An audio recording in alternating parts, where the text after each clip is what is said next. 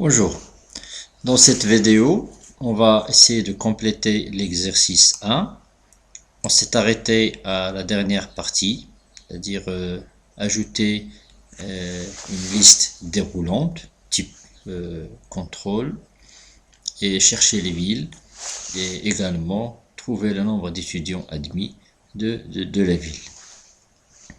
Alors pour ajouter cette liste déroulante, on va utiliser le bouton de l'onglet développeur que vous avez là. Alors si vous ne l'avez pas sur votre machine, c'est très facile à afficher. Vous allez personnaliser la barre d'outils et vous allez sur standard et vous affichez ici le bouton, vous couchez ici. Pour ajouter cette liste déroulante, on va aller sur le menu développeur et donc on va utiliser les outils qui sont là. Je vais ouvrir et donc là vous avez deux types d'outils, des outils de contrôle de formulaire et des outils de contrôle ActiveX pour tout ce qui est programmation visuelle basique. Donc j'utilise liste déroulante, c'est un outil contrôle de formulaire, zone liste déroulante. Donc je clique et je viens ici dessiner ma liste déroulante. Alors ma liste déroulante étant créée, je peux l'utiliser, seulement il n'y a pas d'information à l'intérieur. D'ailleurs, vous voyez que si je vais sur accueil et j'ouvre une liste déroulante, par exemple celle des polices, vous voyez qu'il y a un certain nombre d'informations à l'intérieur. Pour mettre les informations ici, les informations que je vais mettre, c'est les villes qui se trouvent dans ce petit tableau. Alors comment faire pour intégrer ces villes dans cette liste déroulante? C'est très facile. Vous cliquez avec le bouton droit sur la liste déroulante et vous utilisez le format de contrôle. Dans la fenêtre qui apparaît, vous avez plusieurs onglets. On va s'intéresser ici à l'onglet contrôle. Et donc là, vous avez deux zones à remplir, une pour la plage d'entrée qui va vous permettre de rajouter les villes et une pour la cellule liée qui va permettre de lier l'objet avec la feuille. Je commence par le premier, je vais choisir les villes, donc je clique, je vais en haut, je sélectionne les villes que je vais mettre sur ma liste déroulante. Après, on me dit de mettre une cellule liée. Pour le moment, je vais mettre n'importe quelle cellule, je peux choisir par exemple celle-ci, A32, et je vais valider. Donc, j'ai paramétré ma liste déroulante, je peux la voir maintenant. Là, vous voyez que je peux trouver les villes, Casa, Rabat, etc. Et je remarque que chaque fois que je modifie la ville, le numéro qui est là se modifie. En fait, la liste déroulante, quand vous choisissez par exemple Marrakech, il va envoyer le numéro 1 qui n'est rien d'autre que la position de la ville de Marrakech dans la liste. Marrakech se trouve sur la première ligne, Casa la deuxième ligne, Rabat la troisième, Fès la quatrième. Si je prends par exemple Fès, je dois trouver le numéro 4. Alors pourquoi on a ici un numéro? Tout simplement parce que l'objet que vous avez là, la liste déroulante, ne peut pas être intégré dans les formules, puisque c'est un objet, c'est comme une image, c'est un objet, on ne peut pas le mettre dans les formules. Et donc, on a besoin d'une cellule dans notre feuille, c'est ce qu'on a appelé la cellule liée, qui va nous permettre, voilà, cellule liée, c'est celle-ci, qui va nous permettre de faire la liaison entre l'objet et la feuille. Et du coup, quand on va choisir n'importe quoi sur la liste va envoyer un numéro qui va être utilisé dans les formules par la suite. On va faire ça, la démonstration. Donc ici, j'ai besoin de retrouver la ville. Là, j'ai Fès. Normalement, je dois trouver ici Fès. Alors pour trouver Fès, on va utiliser une fonction très importante, c'est la fonction index. Cette fonction est généralement liée aux listes déroulantes. Elle est très importante à utiliser avec la liste déroulante. Alors là, la structure de cette fonction, vous voyez qu'il y a trois arguments.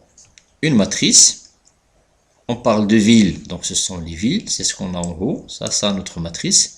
Dans ce cas, on a une matrice avec une colonne et 4 lignes. Il faut définir le numéro de ligne. On a dit que la liste déroulante, quand on modifie, il nous donnait le numéro de ligne. Numéro de colonne, notre matrice contient une seule colonne. Et donc, c'est facile à faire. Alors, donc, je sélectionne les villes, point virgule. Je choisis le numéro de la ligne comme étant la cellule liée de la liste déroulante, point virgule. Et je mets le numéro de colonne, j'ai une seule colonne, donc je mets 1. Donc là, j'ai phase. En fait, comment ça se passe? La liste déroulante, quand vous faites un choix, par exemple, Casa se trouve sur la ligne 2, automatiquement, vous devez avoir ici 2. Et donc, dans la formule, le numéro de ligne, ça va être 2, et du coup, on va afficher Casa. Et donc là, vous voyez que ça devient automatique. Donc pour la ville, c'est fait. On va maintenant chercher la fonction SOM-SI pour trouver le nombre d'admis de la ville de Rabat. Alors le nombre d'admis, donc fonction SOM-SI. Donc je vais déjà écrire SOM.SI pour vous montrer la structure de la fonction. Donc la structure de cette fonction ressemble beaucoup à celle de la fonction NB.SI. En fait, les deux qui sont là, c'est pratiquement du NB.SI, la plage et le critère. Le critère qu'on cherche, c'est la ville. La plage, normalement, ça devrait être la plage qui contient les villes. Maintenant, la somme des plages, c'est la somme qui contient le résultat admis, ça devrait être là. On va faire la démo. Donc, la plage, je vais prendre les villes. Point virgule. Le critère que je cherche, c'est quoi? C'est cette ville. Donc, voyez, chaque fois que vous faites des formules et que vous ne pouvez pas cliquer sur une cellule, on peut taper directement la référence. Par exemple, ici, on peut taper E35, point virgule, somme plage, c'est-à-dire la plage où il va faire la somme. Alors, cette fonction SOM-SI, qu'est-ce qu'il fait?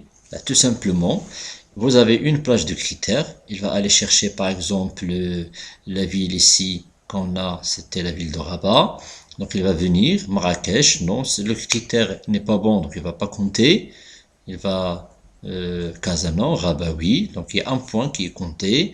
Fès, non, Casa, Rabat, oui. Donc 2 points, 3 points, etc. Voilà. Là, il a Rabat, mais N. Donc il n'est pas admis, donc il ne va pas compter. L'autre, ça va nous donner 3. Voilà, donc je ferme et je mets entrée. Et là, vous voyez que le résultat est 3. Cette fonction SOM-SI somme les valeurs que vous avez, les nombres, si le critère, c'est-à-dire la ville, est satisfait. Je change maintenant la ville. Si je mets Casa, automatiquement le numéro change, la ville change et le résultat change.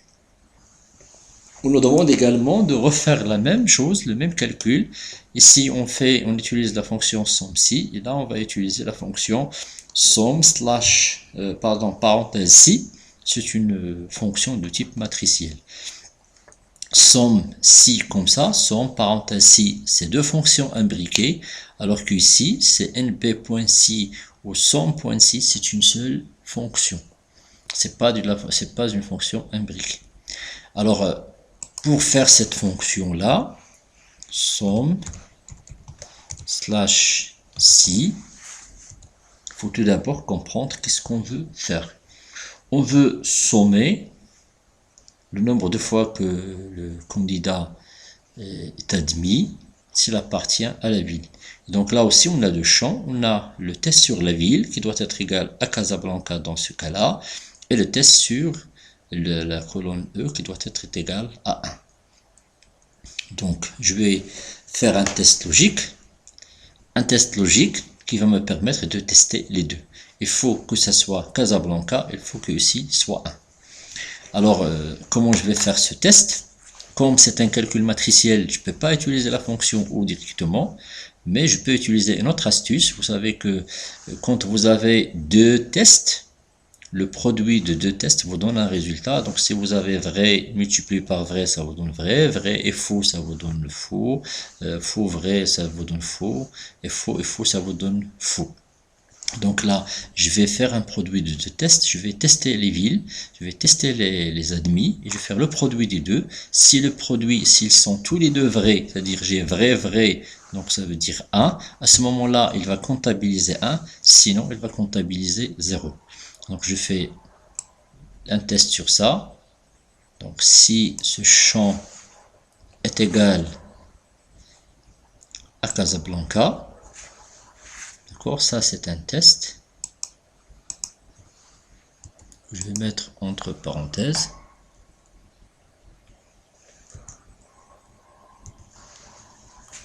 Et que je vais multiplier par l'autre test qui est ce champ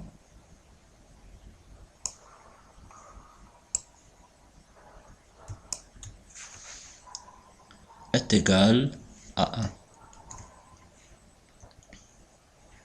D'accord, donc là, vous voyez, j'ai deux tests que je vais faire le produit.